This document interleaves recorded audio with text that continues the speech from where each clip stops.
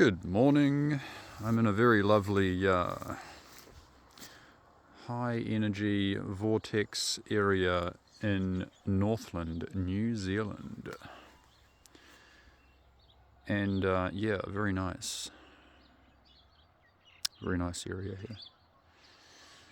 And we've got a lot of fog here in the morning. And I had a lot of weird dreams last night.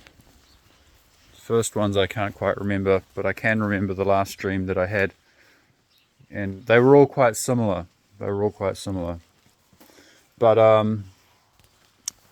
yesterday, before we went to bed, we determined that in this area right here, as I'm sort of circling around here, there is an energy vortex which goes whoop and swirls up above. Under the vortex, as we used our divining rods, and we could find the perimeter of the circle here in which this vortex is and mentioned over in that, towards that area there, Glen Bay Forest, there's been a lot of UAP activity as well. We also had one craft land up on the hill up there and then shoot off again. That switch between about two different modes of operations, probably a few more, but either there'll be a black hockey puck shaped object, almost looks like a shadow, a depletion of light, a black hole in a shape of a hockey puck just flying around, about the size of a car maybe.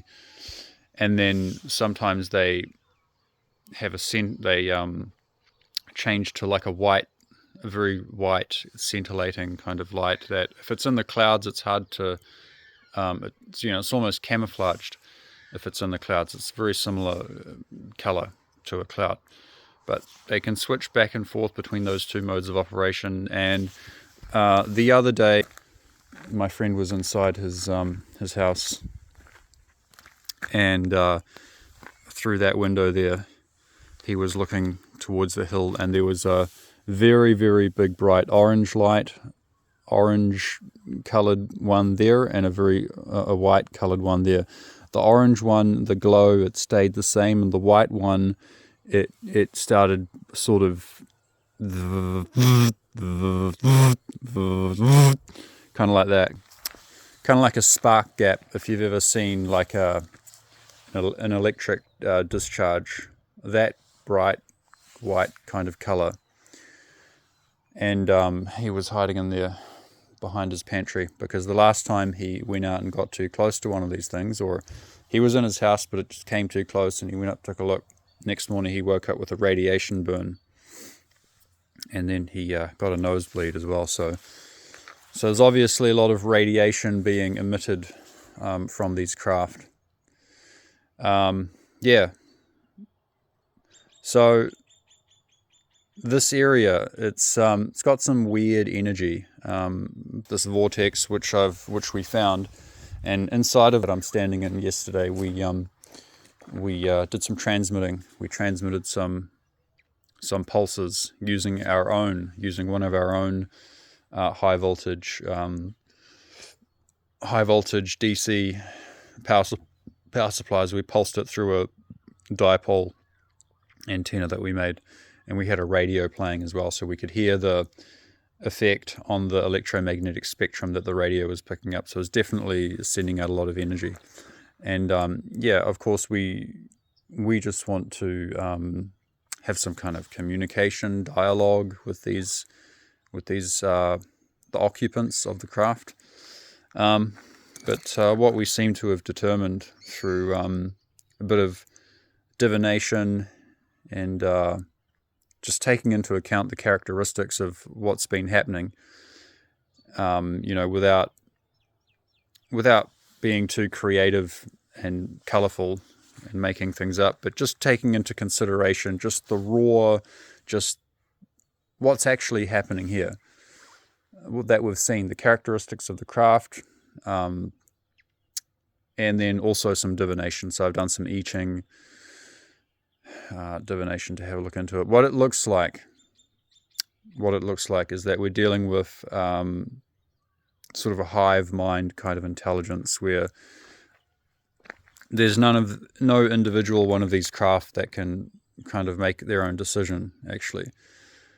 So like even if you could directly communicate with one of these craft and say, hey, I would like to communicate with you, would you like to come here and land and have a little chat, and maybe we can talk about the space economy and how we could offer our our work, what could we do, and how could we liaise, and how could we get into the interplanetary business, and or what would we need to know, or how can we interact within tolerable parameters for each other that can have some beneficial outcome, something like that. That's what we would really like to that's the type of dialogue that I would like to have. Even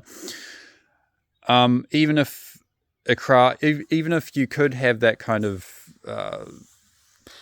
send that message to that craft, I just suspect that these craft are a hive mind, these entities, this particular alien race, whether they're the Greys or who they are, when a decision is made, it'll be a supercomputer that's taking into account all possible outcomes it'll be taking into account our characteristics and a lot of things. And what it looks like, according to the divination that I have done, is that they don't so much view us as individuals. They view us as a whole organism that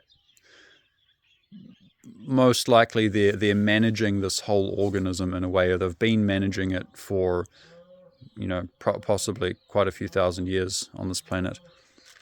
And then recently, some other aerospace, military, paramilitary, secret organizations have also gotten involved, and obviously they have the money and the power and the technological thing to deal with them on some level.